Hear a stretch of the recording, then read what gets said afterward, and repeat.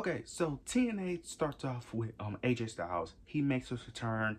He cuts a very short promo, basically just hyping up TNA, hyping up their being on a new network on AMC. Later on in the show, it was a quick segment between him and Frank Kazarian, who was formerly the TNA World Champion. They teased a potential match between them. They teased potentially, I don't think is going to happen, him going after the TNA World Title, but is a bit confusing due to Frank losing the TNA World Title, so I don't really think we're going to get that. I do think this was a bit of a disappointment if you're a huge TNA fan, if you're a huge AJ Styles fan, because I didn't expect him to wrestle, but I expected him to be involved in some way, maybe in the main event, be a special guest referee, something like that, just to have him cut a very short promo, a very cookie cutter promo of him just celebrating TNA, telling the TNA crowd to get hype, and him mentioning them being on a new network. Feel like we could have got a bit more. Like I said, I wasn't expecting much, but he could at least been like a special guest referee, could have been on commentary, something besides him just cutting like a 5-minute promo, and that's really it.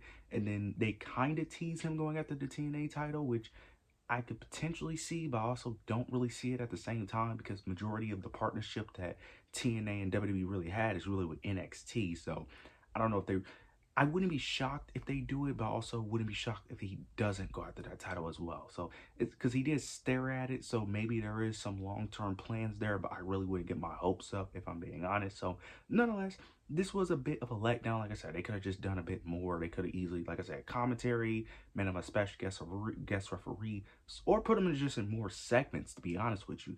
But nonetheless, it was cool seeing him in TNA, but I expected a bit more if I'm being honest. Afterwards, we end up getting Elijah and the Hardys versus Order 4.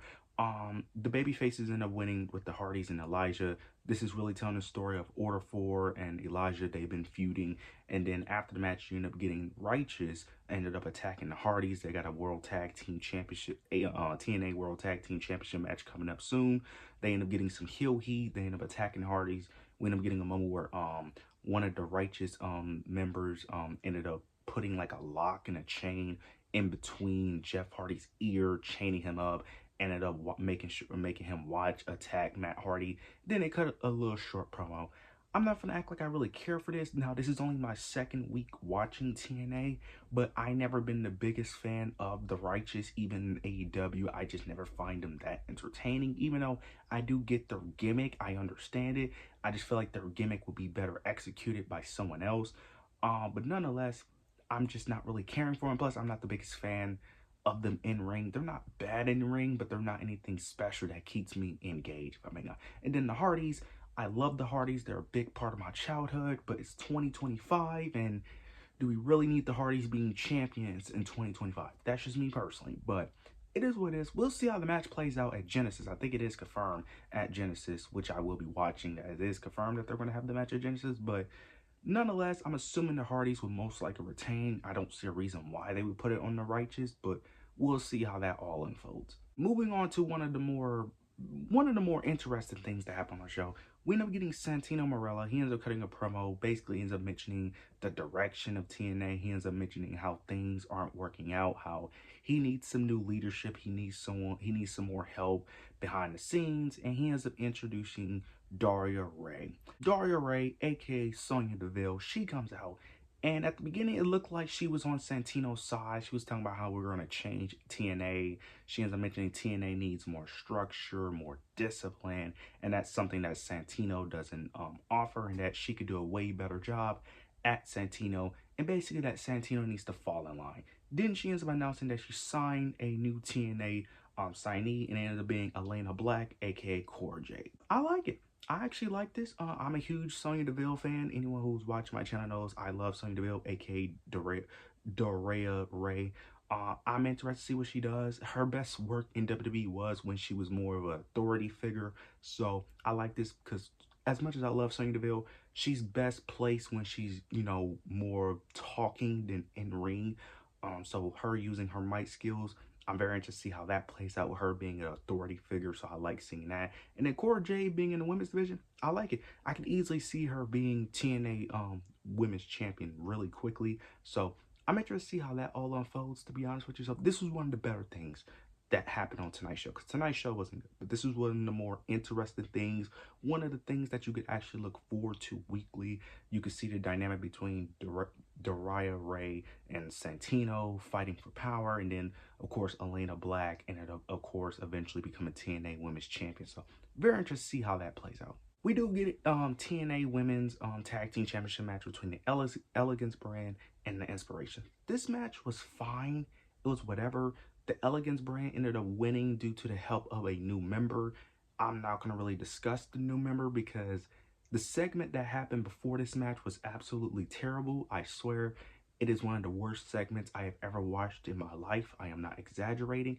It may be the worst segment I have watched since returning back to wrestling. It is really that bad. I'm not even gonna mention the new member because it's really ridiculous.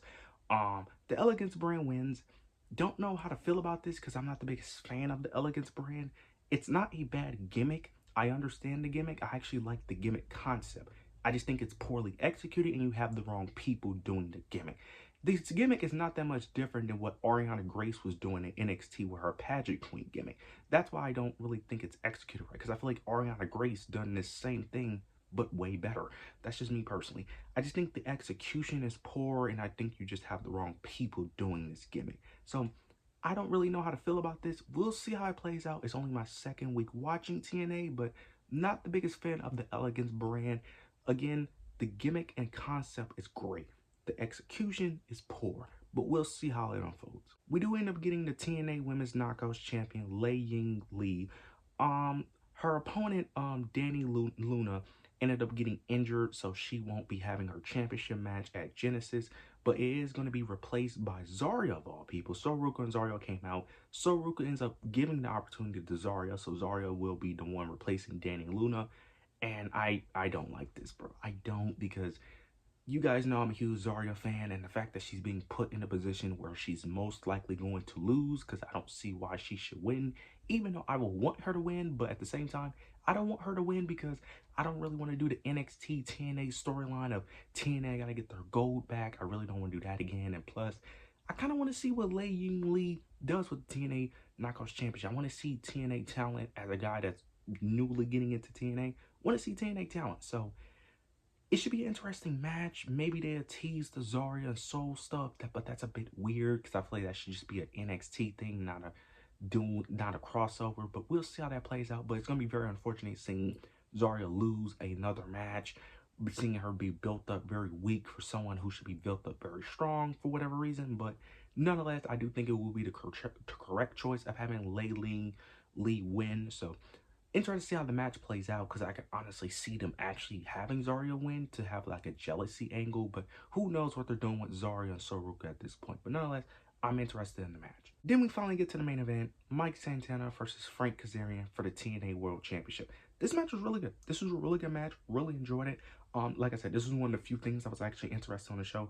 Really good. Now, there was a moment where it was a bit botched towards the end. I don't know if it was a botch or it was planned. It was a moment where Mike Santana hits his finisher, but Frank kicked out, and they counted three, but Frank kicked out before the ref counted three. It just looked very off because at first it looked like the ref counted three, but Frank did get up before the ref counted three. I don't know if that match was supposed to end there because they ended up running the same finish twice, which was very weird. I don't understand why they ran it twice. They should have just ended the first time. But nonetheless, Mike Santana is your new TNA knockout, not knockout, but TNA World Champion. Overall show, it wasn't a good show. This was not a good show. This was not a good debut. But there are things to look forward to on TNA, like Mike Santana being your TNA World Champion. He is one of the most entertaining people on that brand. One of the most over outside of Joe Hendry. So that's a good sign. You got, Daria Ray. You got Elena Black. There are things to look forward to on this show. As my second week of watching TNA, like I said, the two weeks I watched, it hasn't been good, but there is things to look forward to overall. But you guys let me know your overall thoughts and opinions down below. Make sure you like, comment, subscribe. Make sure you hit the notification bell so you don't miss any of my content. Let me know if you would like more TNA reviews. Let me know if you enjoy TNA content. But yeah, that's it.